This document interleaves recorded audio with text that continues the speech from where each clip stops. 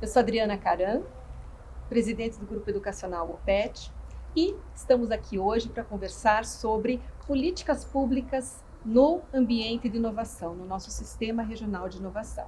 Conversam comigo, Cris Alessi, presidente da Agência Curitiba, e o Rodrigo Odeda, advogado e também líder do GT de Governança do Ecossistema de Curitiba. Isso mesmo? Isso mesmo. Muito bem, muito bem. Então tá bom, sejam muito bem-vindos. Obrigado. Nós vamos hoje conversar sobre inovação e sobre como as políticas públicas podem contribuir ou não contribuir, né? Muitas vezes as políticas públicas elas interferem negativamente num ecossistema ou no sistema regional de inovação. Então, para que a gente pudesse, né, possa começar, eu gostaria de ouvir um pouquinho, começando pela Cris, qual é o papel das políticas públicas em um sistema regional de inovação? Como elas podem contribuir para propiciar a inovação em uma região? Bom, como você falou, né, a legislação e as políticas públicas têm sempre os dois lados, né? Mas a boa política pública, ela tem o papel de induzir boas práticas e o desenvolvimento regional, né? Desde da esfera tecnológica, como na conexão dos atores, como na ampliação e nas possibilidades que esse ambiente cria a partir de uma visão de inovação, né? A gente tem um cenário brasileiro onde a legislação está sempre atrás da inovação, né? A inovação sempre antecede a legislação e a legislação vai se adaptando ao que é posto pela sociedade, pelas empresas, pelo ecossistema. Então, o papel do poder público é, primeiro, estar atento e inserido nesse contexto, que aí, aqui no caso de Curitiba, a Agência Curitiba presta esse papel, né, de além de ser atuante junto ao poder público municipal, né, como parte da Prefeitura Municipal de Curitiba, também ser consultiva para que a gente tome melhores decisões e decisões rápidas com relação à legislação, e também entendendo nessa escutativa as necessidades, os clamores aí do poder dos outros atores, sendo a academia, o setor produtivo, enfim, para que a gente tome decisões e ações para auxiliar, né, todos os atores aí com a visão de inovação. Sim. Deda, quando a gente fala, você trabalha lá num grupo de trabalho, né, que trabalha a governança do ecossistema. E como que vocês têm tratado no ecossistema as políticas públicas? Como que os atores, vocês têm envolvido os atores para que também possam fazer parte desse processo de discussão sobre as políticas públicas? Certo. O grupo de governança ele tem trabalhado muito na parte de conexão e de trazer maior clareza de como que o sistema de inovação de Curitiba está articulado, né? Talvez assim, o grande desafio seja justamente conseguir ter uma maior clareza desses atores, de como que eles podem proporcionar, podem facilitar que políticas públicas aconteçam. Hoje o principal papel é de articulação ainda, ele é muito, eu vejo Curitiba com um desenvolvimento muito grande entre os atores já existentes, e talvez o próximo passo seja de conseguir trabalhar mais junto, que essas políticas possam acontecer de uma maneira mais fluida. Uma possibilidade, daí, do meu ponto de vista particular, é que tanto o Estado quanto os municípios, e evidentemente o município de Curitiba, eles têm um tipo de recurso que talvez nenhum outro ator de ecossistemas tenha, que é o próprio cidadão como usuário de bens públicos, de políticas públicas. E essa interação de conseguir abrir para que haja uma possibilidade de inovação é muito importante. Existem alguns mecanismos que já foram criados para isso. Em Curitiba tem o sandbox regulatório, né, tem um decreto sobre isso. Você tem também na lei, tem uma lei estadual sobre o sandbox regulatório, que nada mais é que você criar um ambiente que você reduz a regulação e permite que os atores possam testar seus produtos, seus serviços com um baixo custo, evitando uma regulação que de outra forma eles não conseguiriam. Então, isso é específico de Curitiba, de região. Na verdade, Curitiba tem o sandbox, o estado também tem vários municípios já que tem esse instrumento. Ele está ligado, ele veio como uma proposta do novo Marco Legal das Startups, que foi aprovado no final de 2020. 2020, né? Exato. O Marco Legal das Startups, ele trouxe lá no artigo 11 essa possibilidade do sandbox regulatório, né? E isso realmente tende a trazer uma maior clareza de como que a inovação pode ajudar o setor público. Por que eu digo isso? Eu digo que é um instrumento de gestão jurídica, porque você consegue perceber como que o ambiente sem regulação funciona e você consegue entender quais são as falhas ainda que são necessárias que tenha uma regulação. E a partir daí você consegue, então, reduzir custo para que essas empresas consigam atuar.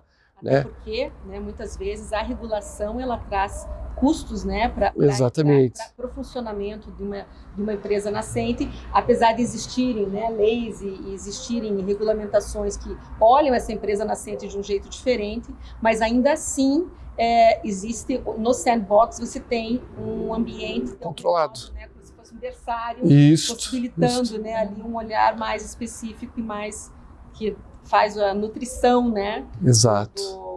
Desse capital e desse potencial empreendedor. É isso? É isso, e é importante, assim, às vezes a gente olhar, né, os processos regulatórios e as possibilidades de novas regulamentações sob duas vertentes, né? O primeiro é que a regulação, ela geralmente tem o olhar de, não de controle, mas de cuidado. Então, a gente vê acontecendo, vem uma novidade, a regulação diz que não pode. Vamos dar um exemplo de algo que não está resolvido ainda no país. Os patinetes, né? Não temos hoje ainda uma regulação sobre os patinetes. Aconteceu lá em 2019 um grande movimento das empresas colocando esse ativo nas cidades, assim como aconteceu lá em 2016, 2017, o Uber entrando na cidade, foi regulamentado depois, os patinetes não foram regulamentados. Por que não se conseguiu chegar numa regulamentação? Por 2 pontos. Primeiro, porque as empresas não conseguiram se viabilizar economicamente no modelo de negócio que elas propuseram para os patinetes. Então, os patinetes se mostraram um formato, né, não viável econômico para as empresas, e o que fez com que as empresas não continuassem investindo naquele modelo de negócio. E, por outro lado, as cidades tiveram muitas interrogações sobre, ok, como que nós regulamentamos esse novo modal de transporte, porque ele é um novo modal de transporte, para a última milha, importante para uma política pública de mobilidade na cidade, né? Difícil uma cidade que não queira resolver sua última milha ainda mais de uma forma sustentável, mas tem que se levar em conta riscos, né? A saúde, a integridade física das pessoas, acidentes de trânsito, pode ou não pode andar na calçada, no caso de Curitiba, pode ou não pode andar compartilhado com o veículo, pode ou não pode andar na canaleta, com certeza não pode ou não pode andar na ciclovia, né, junto com a bicicleta, sendo um veículo de maior velocidade. Então, veja, a quantidade de pontos, né, que tornam isso complexo.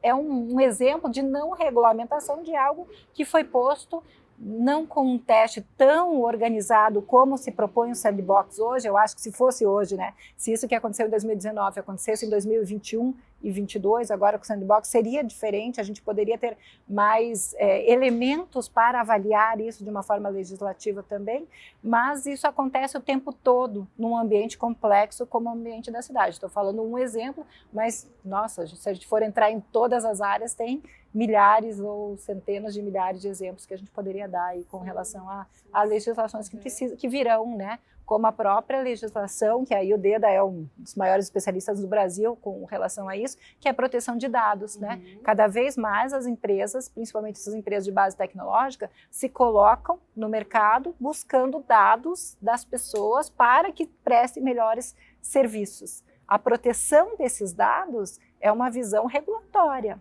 E por que proteger esses dados, né? Aí talvez seja uma bola que eu possa jogar para o dedo aqui. Eu sei que daí você manja disso, né? Sim, na questão da proteção dos dados, é muito relevante entender que as pessoas, primeiro que elas têm direito de saber como que os dados delas estão sendo tratados, né? E tratamento significa desde o acesso até você utilizar um algoritmo de inteligência artificial para tratar esse dado, né? Para manipular esse dado. Então, a primeira coisa é a questão da clareza, que elas têm que ter, elas têm que saber o que está sendo feito. E a segunda questão, que talvez seja mais importante, até porque a gente está nesse momento discutindo um marco regulatório de inteligência artificial no Brasil e na Europa, é realmente a questão da discriminação, né? Então, um dos princípios da LGPD é a não discriminação dos titulares de dados, das pessoas, por conta de tratamento dos dados delas. E nesse sentido, é muito importante que a gente consiga trazer uma clareza de como que você vai utilizar dados sem que você, se você for utilizar inteligência artificial ou qualquer tratamento automatizado, sem que isso acabe sendo feito em desfavor da pessoa, ela acabe tendo algum tipo de prejuízo por conta do tratamento de dados, né? Então, talvez isso seria, do ponto de vista do cidadão, é o mais relevante nesse momento, né? Então, quando vocês trazem um aspecto aqui que eu mesma não tinha considerado, né? Quando você pensa em política pública, você tem um aspecto de olhar, né, ao fomento, ao desenvolvimento da inovação e de criar um espaço e um ambiente em que a inovação possa acontecer, mas vocês estão trazendo aqui um olhar muito mais amplo, né? Que a política pública, ela é multifacetada, né? Ela olha o direito da população, né? Enfim, ela tem esse olhar que é um olhar muito mais ampliado, né? Que você está trazendo aí com a questão, né, do próprio uso de dados, né, que a partir do uso de dados você acaba, né, com a inteligência artificial, você acaba fazendo por aqui, por ali, enfim, né, e aí muitas vezes privilegiando alguns por conta do seu histórico de dados, né, no seu track lá de dados e fazendo um direcionamento inadequado para outros. Perfeito. O que eu diria acho que assim, para ficar bem claro esse momento histórico que a gente está vivendo, a agenda socioambiental e de governança, que a gente chama também ESG, né, ela veio para ficar, né, inclusive no poder público, isso está muito claro, assim. Então, a proteção do indivíduo, né, que ele tem uma autonomia, que isso ele não tenha seus direitos violados, é muito relevante. De outro lado, né, mesmo na LGPD, você vai ter lá que ela está para promover a inovação, né? E todos os marcos legais, a ideia sim é promover a inovação. Como é que a gente faz isso? Uma das formas que também o Marco Legal das Startups traz, e depois você vai ter na lei estadual, e também acho que na questão municipal tem lei de incentivo, de estímulo à contratação pública, né? Sim, em 2018, né? Quando Exato. se aprovou a Lei Municipal de Inovação. Perfeito, Cris. E daí esse tipo de lei ela é relevante porque até o Fórum Econômico Mundial coloca em um documento que você estimular startups a partir de contratação pública é algo que você estimula todo o ecossistema local. Então isso também é uma política pública relevante, que tem alguns gargalos que a gente está agora começando a entender e trabalhar, que diz respeito a o que você vai caracterizar a inovação para esses fins, né? Porque inovação é uma palavra que está tão na moda que pode ser tudo e pode ser nada, né? Repere-se. Exato. Então, mas é um instrumento extremamente relevante, contratação de soluções inovadoras, né? Porque você pode sim alavancar o ecossistema. A gente passou por uma pandemia, foi 1 ano e meio, quase 2 anos aí de muito sofrimento para as pessoas e muita dificuldade de negócios locais. E isso acende E aí a Cris acho que pode ajudar a gente, porque teve várias iniciativas de apoio, né, à inovação local, porque quando você consegue que esses negócios locais sejam também globais, aí a gente traz muita riqueza para a cidade. Cris, como que, então pegando um pouquinho, né, dessa abordagem aí, dessa sugestão do dedo, de olhar como que em Curitiba a gente tem feito isso, né? Como que as políticas públicas em Curitiba têm fomentado a inovação na cidade, na região? Dá exemplos para a gente, conta, né? O Vale do Pinhão também, né, é super atuante e durante a pandemia fez um trabalho, né, de conexão e de colocar, incentivar realmente, fomentar esse desenvolvimento das nossas empresas de uma maneira extraordinária, né? Sim, eu acho que é legal a gente resgatar algumas coisas sobre Curitiba, né? Primeiro que o DNA inovador de Curitiba, ele começou há muitas décadas atrás, né? Então a gente fala sobre planejamento urbano e hoje a gente fala sobre uma cidade a 15 minutos. A gente tem que lembrar que lá nos anos 90 a gente descentralizou inclusive o serviço público, né, do local Prefeitura de Curitiba para 10 ruas da cidadania, descentralizando inclusive que o usuário do serviço público não precisasse de se deslocar longos percursos para consumir serviço público. Isso é o parênteses, né? Esse é o conceito cidade a 15 minutos? Cidade a 15 minutos, quer dizer, você ter serviço, cultura, educação e saúde, né? Enfim, capacidade perto, né, sem você precisar fazer grandes deslocamentos. Isso hoje é muito trabalhado, né, e Curitiba no seu planejamento urbano, que começou lá com Jaime Lerner, até antes disso, né, o Plano Agache já trouxe essa visão de estruturante de Curitiba. Então, esse DNA de planejamento urbano para Curitiba, ele começou há muito tempo, e uma coisa diferente de Curitiba para várias outras cidades é que ele foi continuado gestão após gestão, né? Nós tivemos a sorte de escolhermos bons gestores ao longo desse tempo, né? Dessas décadas, que foram permanecendo fiéis àquele planejamento urbano e que fez a cidade realmente ser diferenciada em termos de planejamento urbano de outras cidades do Brasil. Outro ponto importante do nosso DNA de inovação é a questão de mobilidade, né? Ele acaba sendo quase uma consequência do planejamento urbano, mas de fato nosso plano de mobilidade, né, de não termos, apesar de não termos um metrô, o nosso sistema de BRT é um sistema altamente inovador lá da década também de 90, né? E a questão de sustentabilidade. Hoje a palavra sustentabilidade é uma obrigatoriedade de todos os setores, mas a gente fala de separação de lixo também. Desde que eu era criança. Desde que a gente era curitibinha, com a família Folha, que agora foi resgatada, né? Mas a gente lembra da primeira gestão do prefeito Rafael Greca, logo depois do Jaime Lerner, que as crianças trocavam lixo por livros, né? Então essa já era uma consciência ecológica que veio, né, fazendo com que nós hoje a gente tenha mesmo outra consciência ecológica, né, diferenciada de outras cidades. Então essas três heranças fizeram sim com que Curitiba trilhasse um caminho de inovação para nos trazer até aqui hoje.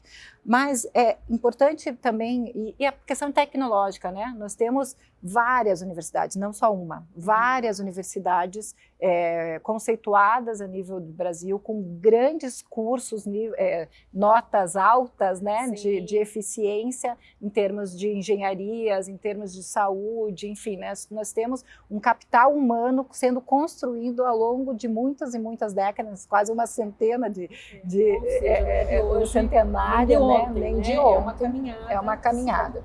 Então, tecnologicamente, a cidade também estava preparada para isso. O que nós fizemos em 2017, com a vinda do prefeito Rafael Greca e com a visão do Vale do Pinhão, e eu acho que hoje, entendendo o ESG, o grande ponto do Vale do Pinhão foi a proposta de governança para esse ecossistema que não foi criado com o Vale do Pinhão, ele já existia, e como eu já acabei de falar, era forte, né? Mas a governança desse ecossistema foi proposta de uma forma diferenciada, sendo o poder público não um ator top-down dessa governança, mas um ator transversal que talvez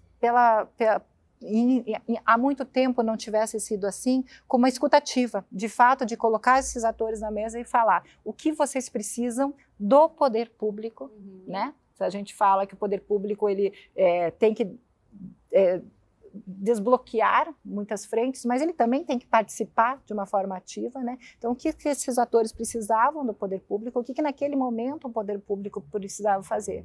E aí a gente percebeu que tinha um arcabouço legislativo, um arcabouço jurídico e de incentivos fiscais que Curitiba estava muito defasada, né?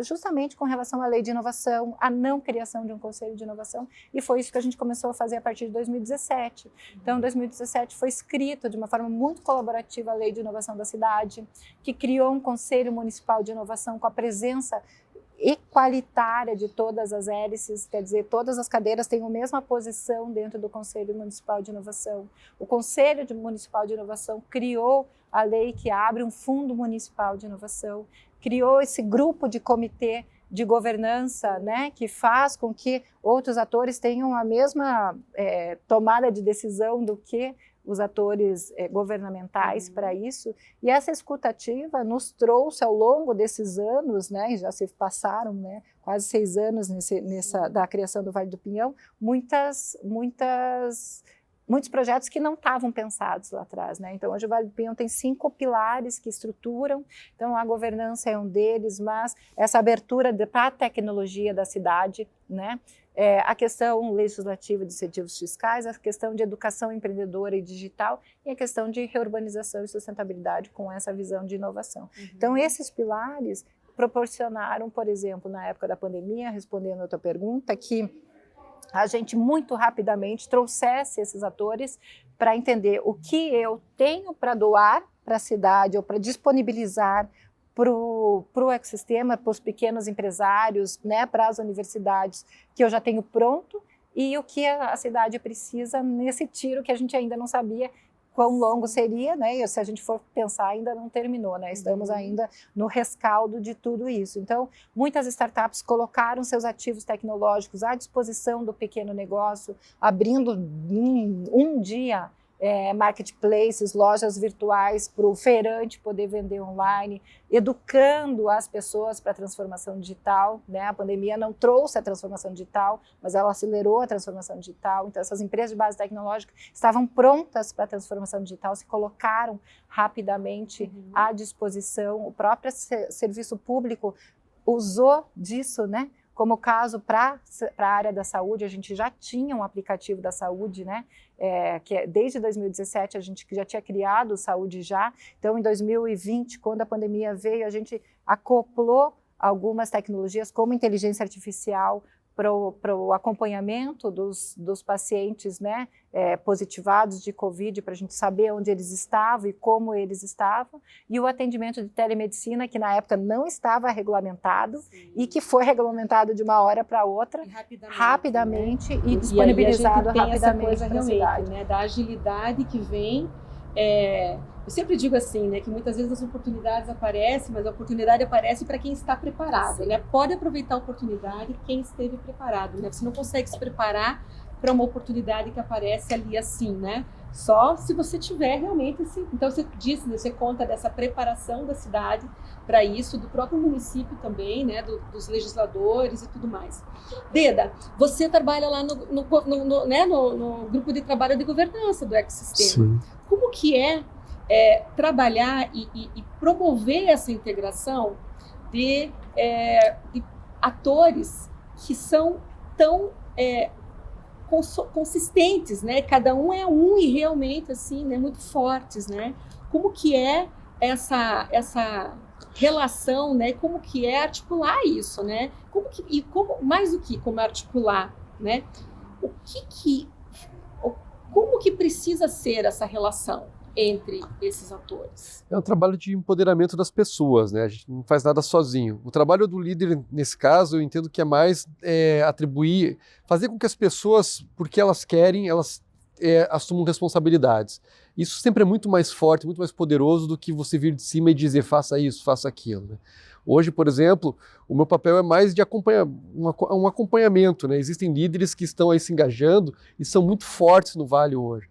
E isso é muito relevante. Exato. Forte, firme, digamos assim que o professor Zac e eu, nesse momento, nós somos os decanos, assim, que ficamos ali olhando e só... sorte, né, que o grupo tem. Sorte é nossa de ter vocês e esse grupo fantástico, né? E agora, realmente, a gente tem vários líderes que encamparam as ações e estão tocando o projeto, né? O professor Zac, ele comenta um negócio que eu gosto muito, que é como aqueles patos selvagens, que aquele que tem mais energia vai na frente. E quando um cansa, o outro vai na frente, e assim a gente vai conseguindo fazer uma mediação. Até porque nós todos somos, nesse momento, temporários, lideranças temporárias, né? O importante é que se gere realmente uma cultura de conectividade que faça com que esses atores consigam trabalhar juntos, né? Daí, nesse ponto, complementando, a cultura, eu acho que é a chave de toda a transformação para a inovação.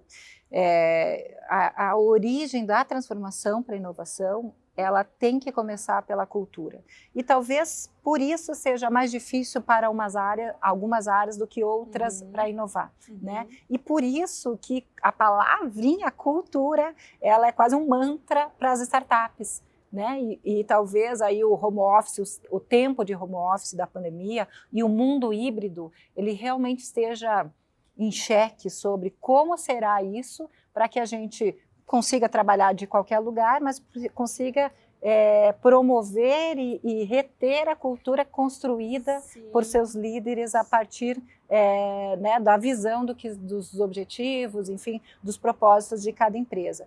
E aí, quando a gente fala em gestão pública, né, você fazer essa cultura para transformação que a inovação exige é um trabalho diário, continuado e de longo prazo.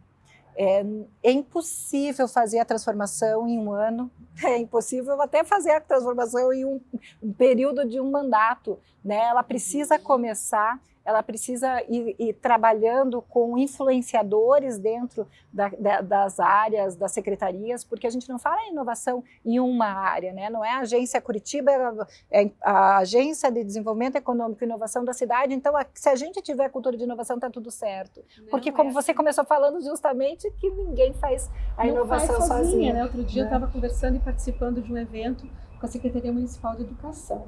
E a Secretaria Municipal chamou as universidades para promover um projeto de pesquisa-ação dos seus professores. Então, os professores da Secretaria Municipal de Educação vão propor projetos de pesquisa, né? E muitos deles, com certeza, com caráter inovador, e vão se aproximar, vão ter a orientação de professores das universidades, das instituições de educação superior. Então, a inovação precisa estar lá, né? Na Secretaria Municipal de Educação, na Secretaria de Saúde, na Secretaria de Planejamento, de Finanças, na cultura, né? Enfim, na todas. Cultura. E é realmente, né? Eu mesma lembro, Cris, de quando o próprio Vale do Pinhão, né? Nos primeiros momentos do Vale do Pinhão, né? Da gente participar de reuniões, e como é isso que você falou, né? Como se fosse assim uma espiral, né? Que você vai fazendo crescer isso, né? A cultura de inovação, à medida que você vai engajando novas pessoas, né? Novas pessoas, como você disse, né, Deda,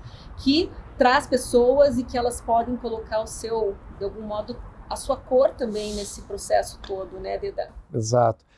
A diversidade ela é muito relevante, né? O Nonaka e o Takeuchi, que são dois autores que trabalham com gestão do conhecimento, eles dizem que a inovação ela acontece quando a diversidade do projeto, de gente que está criando o projeto, pensando o projeto, ela corresponde à diversidade do ambiente, né? Tanto que uma coisa que a gente criou no grupo de governança, né, para a cidade foi um propósito, né, e os valores, né? E diversidade é um dos valores que também faz parte, né, da inovação para a cidade, né? Sim, sem dúvida, a diversidade é fundamental. E é tão crítico isso que quando a gente falava aqui, né, da proteção de dados, por exemplo, né, por que proteger meus dados, a inteligência artificial, né, tomando decisões ou melhores ou piores decisões, né? Eu gosto sempre de trazer um exemplo que às vezes as pessoas não pensam ou não se dão conta, né, como é que a gente está decidindo sobre os próximos passos da inteligência artificial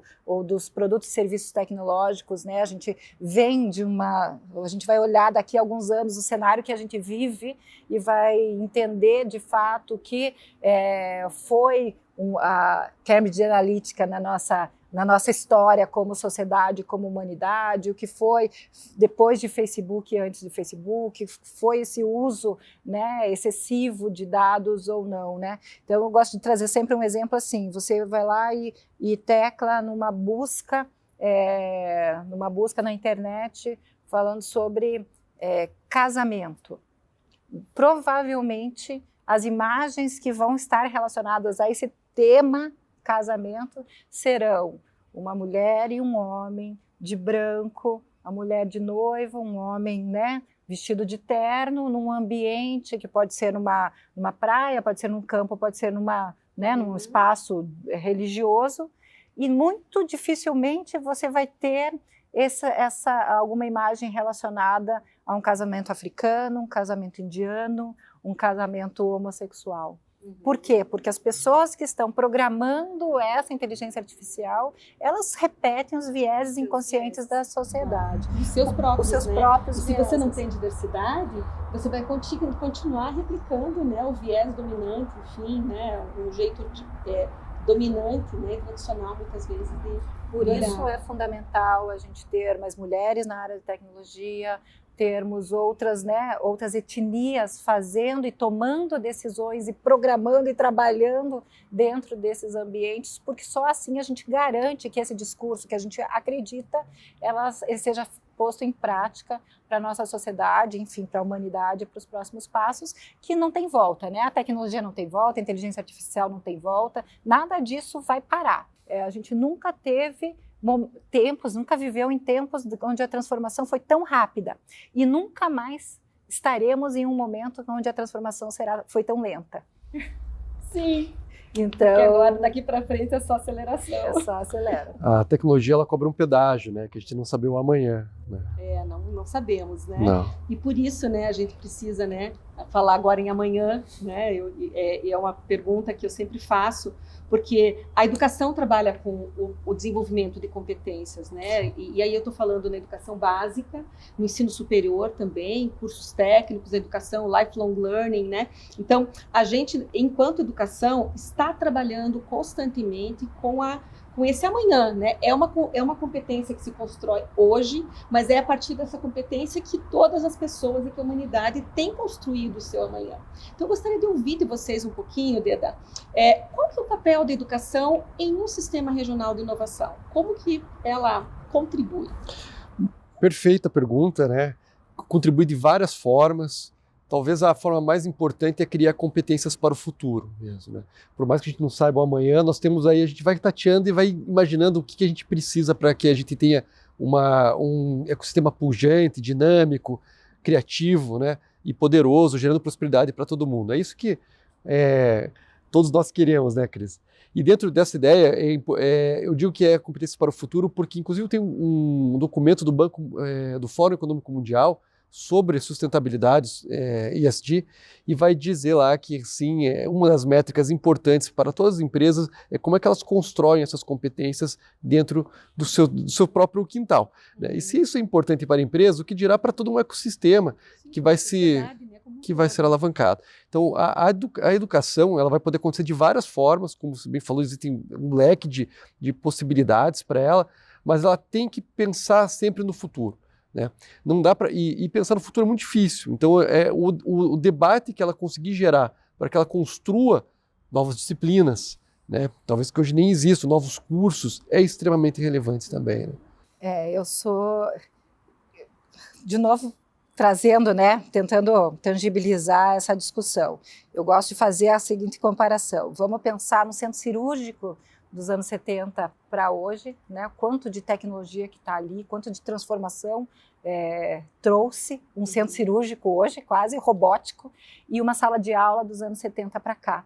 A gente não vê a mesma transformação, não só de tecnologia, mas do profissional que está ali dentro, das pessoas que estão consumindo aquilo da mesma forma. Então, se a gente fizer essa comparação, a gente percebe o desafio da educação e aí das instituições de ensino no momento que a gente vive, né? Se a gente está falando que a gente está vivendo num momento super complexo, de uma grande velocidade, a gente talvez não esteja entregando essa mesma complexidade, essa velocidade dentro das instituições de ensino de todas as esferas, né? Desde a construção dos primeiros ensinamentos para as crianças até a colocação desse profissional no mercado de trabalho ou na transformação do próprio profissional no mercado de trabalho já em cadeiras mais de nível superior e pós, né? Porque a gente não fala, né, Cris, exclusivamente assim, não é colocar tecnologia digital na sala de aula, né? É trabalhar com a criança, né?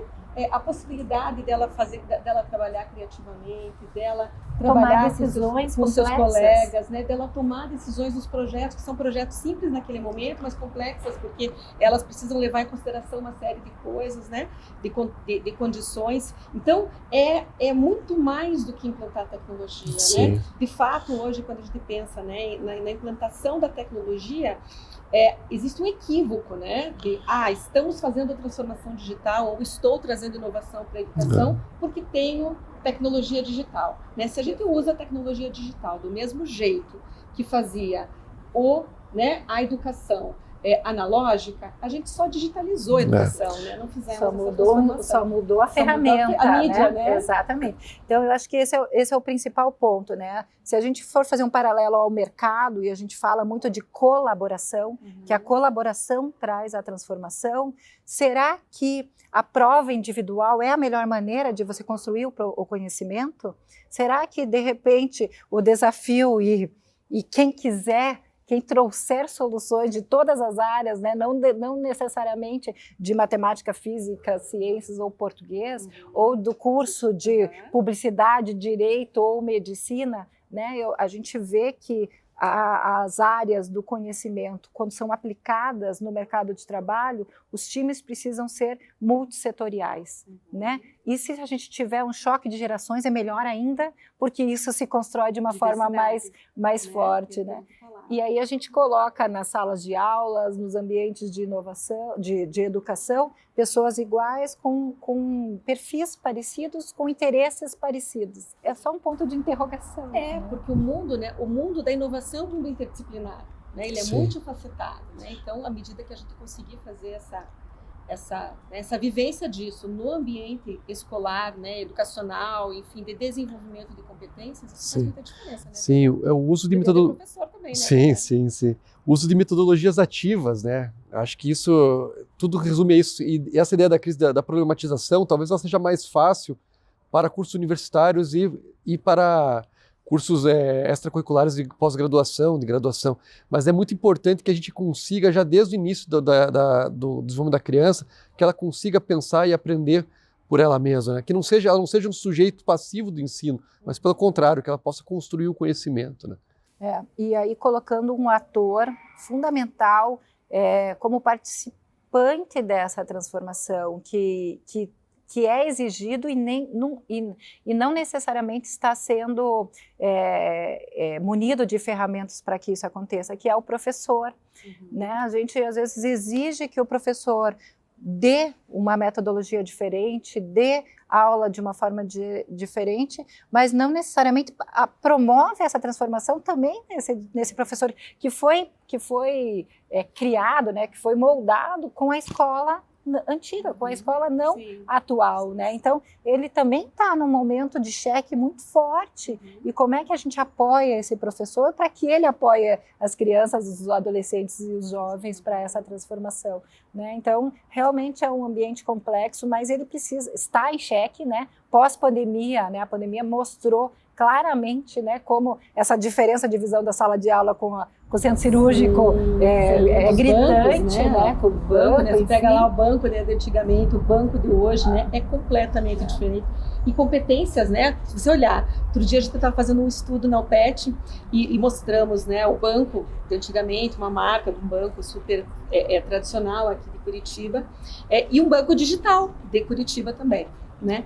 E aí a pergunta é: quais eram as competências que quem trabalhava nesse banco precisava ter e quais são as competências que quem trabalha nesse outro banco precisa ter, né? E essa é a diferença da educação, né? Porque se você trabalha pensando em ensino superior, você está trabalhando com as competências para que as pessoas possam trabalhar de uma maneira proativa e que colabore, que contribua com esse avanço, né, com essa implantação aí da tecnologia e também mais do que isso, né, com o avanço da inovação, né, que possam ser protagonistas nesse processo todo. Perfeito. Né? Bom, eu vou agradecer muito a presença de vocês, a conversa foi excelente. A gente, quando começa a fazer uma entrevista, você tem lá 3, 4 perguntas na cabeça, mas tem coisas que aparecem aqui na hora, né? Porque a gente não combina a entrevista, né? Então, foi muito rico, algumas intervenções de vocês levaram a entrevista para um rumo bem interessante, diferente, inclusive, do que eu mesma tinha imaginado, porque eu aprendi também, né? E aí é tudo de bom, gente, porque quando a gente consegue aprender alguma coisa, né? Ou consegue aprender porque houve essa troca realmente de conhecimento e de experiências. Muito obrigada, muito obrigada, Cris. Obrigada. E muito obrigada pela atenção. Esse foi o programa Inovação em Rede e eu convido você a nos acompanhar nas nossas redes sociais. Um abraço.